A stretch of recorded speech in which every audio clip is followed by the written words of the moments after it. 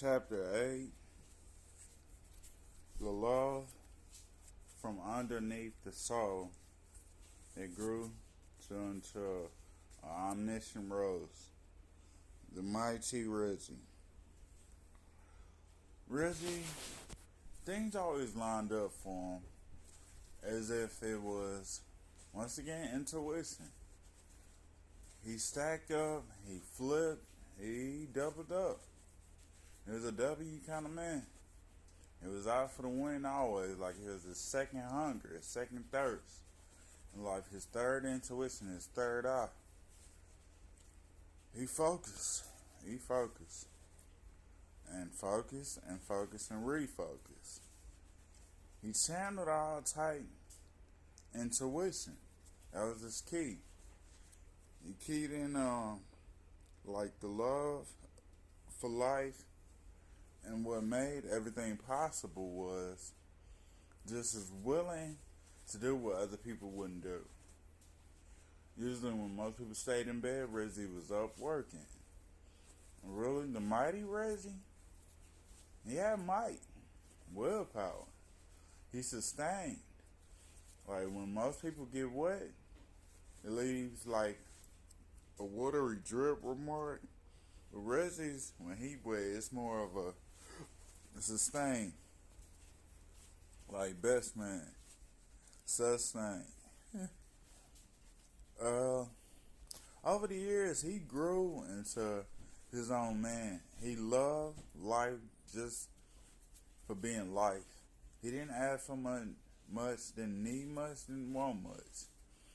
But for him, it was be the bag for him. The talk, the cheapskate, the love down underneath the soul. Reggie, his foot game was on point, but some days he got too hard and too hot. He had to tread on hot coal. I mean, his features were blistering wet, but he learned his lessons from like stuff like being homeless some years. He wasn't exactly homeless, but he ran away.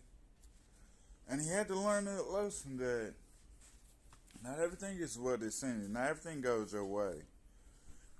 You had to be like omniscient.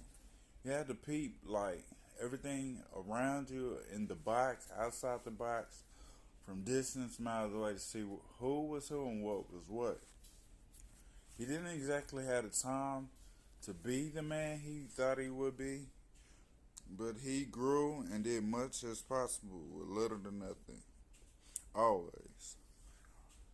I mean, he jumped from different timelines to timelines. He, once again, was focused in the morning, got refocused, got up, did what he had to do, just to make ends meet. Wasn't always what it was hyped up to be. Family, Reggie was big on family. He always paid his mom rent, took care of his mom, dad, his little brother. But that was petty money. That's just something he had on the side. That was a side hustle to take care of his family. The real money came from like recycling, stacking, flipping, stuff like that.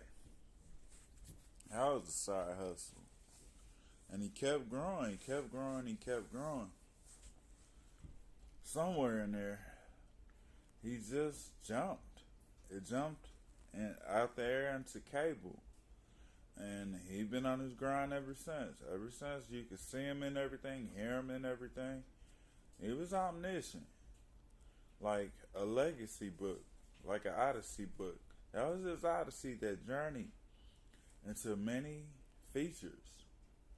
He had a lot of features with a lot of people that did, and whether they knew him or not, he got his bag work from it. And once again, he was out there, he was doing his own thing, and he made money. He made a lot of money.